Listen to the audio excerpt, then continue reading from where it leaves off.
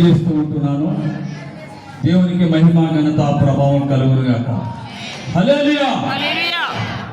అదేవిధంగా మరి వేదికను అలంకరించినటువంటి మరి district minority welfare officer Shaik Khaleel Ahmed గారికి, మరి నా తోటి దైవజనులకు, మరి ఇక్కడ సంఘ నాయకులకు, సహోదర సహోదరులకు, ఇక్కడున్నటువంటి ప్రతి వారికి మన మీకు క్రిస్మస్ శుభాకాంక్షలు తెలియజేస్తూ ఉంటున్నాను. మరి మన తెలంగాణ రాష్ట్ర ప్రభుత్వము మరి మన రేవంత్ రెడ్డి గారికి కూడా నేను మన ముఖ్యమంత్రి రేవంత్ రెడ్డి గారికి కృతజ్ఞతలు తెలియజేస్తూ ఉంటున్నాను. ఆదిలాబాద్ సంఘం తరఫున ఈ సమయంలో నాకు క్రిస్మస్ గ్రీటింగ్ చెప్పడానికి అతి తక్కువ సమయం ఇచ్చారు. ఈ సమయంలో నేను ముగించడానికి ప్రయత్నిస్తాను.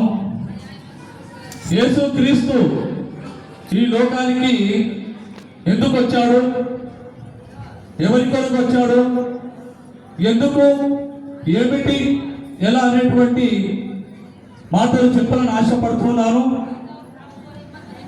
గత సంవత్సరము జూన్ మాసంలో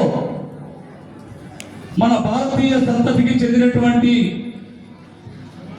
ఆస్ట్రోనాట్ సునీత విలియం వారి బృందంతో నాసా వారు స్పేస్ సెంటర్లోకి పంపించారు.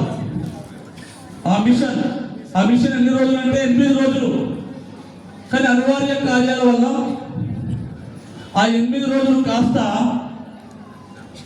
కొన్ని వారాలు, నెలలు, సుదీర్ఘకాలం అయిపోయింది. ఈ నాసా వాళ్ళు చాలా ప్రయత్నాలు చేశారు.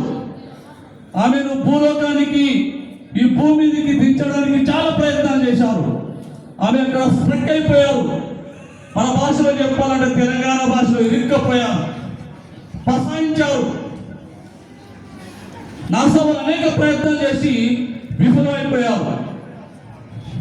చివరికి ఎలాన్ మస్క్ కంపెనీ వాళ్ళు ఆ యొక్క సునీత విలియం గారిని విజయవంతంగా ఈ సంవత్సరము మార్చిలో భూమి మీదకి క్షేమంగా, సురక్షితంగా దించడం. నేను ఈ విషయం ఎందుకు చెప్తున్నానంటే, సర్వలోకానికి సృష్టికర్త అయినటువంటి దేవాది దేవుడు కాండంలో మనం చూసినట్లయితే మానవుని ఒక ప్రణాళిక ఇచ్చి ఈ లోకానికి పంపించాడు. ఒక ఉద్దేశంతో ఈ లోకానికి పంపించాడు. ఒక మిషన్ ఇచ్చి పంపించాడు. ఏమిటి? భూమిని నిండించండి, ఫలించండి, అభివృద్ధి పొందండి. కానీ దేవుడు ఇచ్చినటువంటి మిషన్ను మర్చిపోయి, సత్యాన్ని మర్చిపోయి ఇక్కడనే ఫసాయించిపోయాడు, ఇక్కడనే ఇరుక్కపోయాడు. పాపంలో, శాపంలో ఇరుక్కపోయాడు మానవుడు.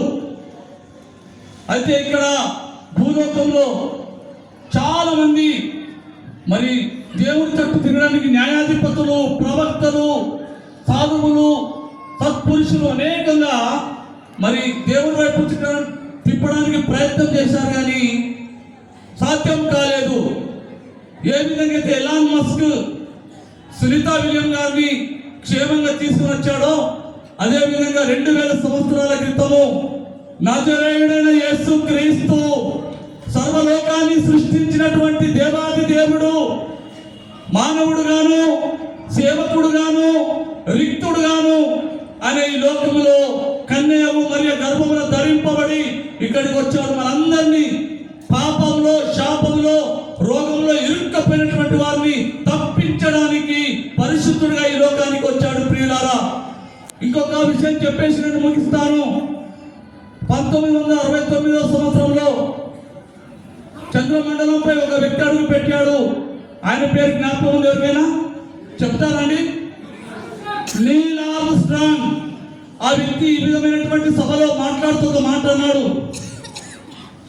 అయ్యా, నేను అందరి నుండి చూడటానికి వచ్చాను, కానీ నేను చంద్రమండలం మీద అడుగు పెట్టని ఆశ్చర్యమని, అద్భుతమని వచ్చారు, కానీ నా దగ్గర ఒక చక్కటి అనుభవం ఉంది. చంద్రమండలములో నేను అడుగు పెట్టేదానికంటే గొప్ప ఎక్స్పీరియన్స్ నా దగ్గర ఉంది. అదేమిటంటే చంద్రమండలాన్ని సృష్టించినటువంటి వాడు ఈ భూమండలం మీద 2000 సంవత్సరాల క్రితం అడుగు పెట్టాడు. ఆయనే నజరేయుడైన యేసుక్రీస్తు. ప్రియులారా, కేవలము నా జీవితం మారిపోవడమే కాదు, లక్షల కోట్ల జీవితాలు మారిపోయినాయని నీల్ ఆర్మ్స్ట్రాంగ్ గారు సాక్ష్యం చెప్పడం జరిగింది. ఒక వ్యక్తి జాలరి సముద్రంలో రాత్రంతా చేపలు పట్టడానికి ప్రయత్నం చేశాడు, కానీ ఒక్క చేప దొరక్క ఆయన తెల్లారి వరకు దుఃఖంలో కష్టంలో ఉన్నప్పుడు నజరేయుడైన యేసుక్రీస్తు అక్కడ ఆ పడవలో అడుగు పెట్టాడు.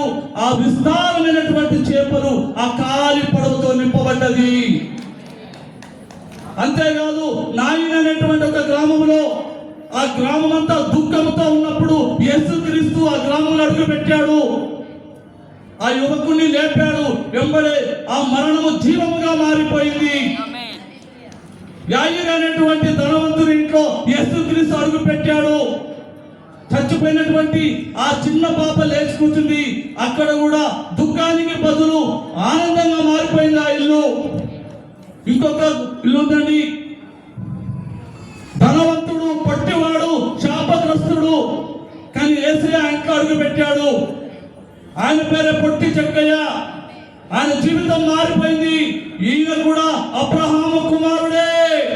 ఈయన పొట్టివాడు కాదు, ఈయన పాపాత్ముడు కాదు, ఈయన శాపగ్రస్తుడు కాదు అని ఆయనకు అవార్డు ఇచ్చేశాడు నజరేయుడైన యేసుక్రీస్తు.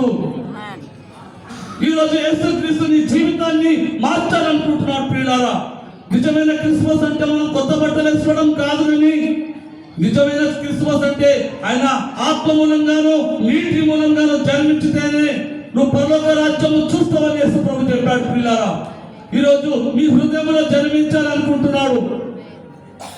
పరిశుద్ధ గ్రంథము చెప్తా ఉంది, ఎవడైనా నా స్వరము విని తలుపు తీసి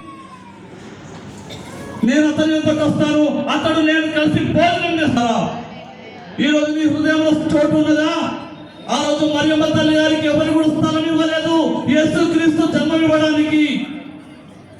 కానీ నువ్వు చోటిస్తావా? ఎప్పుడైతే నీ హృదయంలో యేసుక్రీస్తు జన్మిస్తాడో అదే నిజమైనటువంటి క్రిస్మస్. యేసుక్రీస్తు భూమండలం మీద అడుగు పెట్టింది కులము మతము మార్చడానికి కాదు, నీ జీవితం మార్చడానికి వచ్చాడు. చీకటిని వెలుగుగా మార్చడానికి వచ్చాడు. మరణాన్ని జీవంగా మార్చడానికి వచ్చాడు. నరకాన్ని స్వర్గంగా మార్చడానికి వచ్చాడు. ఆయన పేరే నజరేయుడైన యేసుక్రీస్తు. నీ జీవితం కూడా అలాగ మారునుగాక. ఇక్కడ పెద్దలందరినీ దేవుడు ఇక్కడ అందరినీ మరి చీకటి తొలగించి మరి వెలుగుగాను, అశాంతి తొలగించి శాంతిని ఇవ్వాలని, క్రిస్మస్ దీవెనలు నింపాలని, అందరూ శాంతి సమాధానము జీవము కలిగి పరలోక రాజ్యం వెళ్ళాలని కోరుకుని, ఎలాగైతే ఎలాన్ మస్క్ ఆ యొక్క స్పేస్ లో మరి తీసుకొచ్చాడో సునీత విలియం గారిని, నిన్ను నన్ను తీసుకుపోవడానికి పరలోకానికి తీసుకుపోవడానికి యేసుక్రీస్తు భూమండలం మీద అడుగు పెట్టాడు. ప్రియులారా, ఈరోజు నువ్వు స్థానం ఇస్తావా? యేసయ్య నా హృదయంలోకి రా, నేను నీకు నువ్వు జన్మించడానికి స్థానం ఇస్తాను అన్నప్పుడు అదే నిజమైనటువంటి క్రిస్మస్.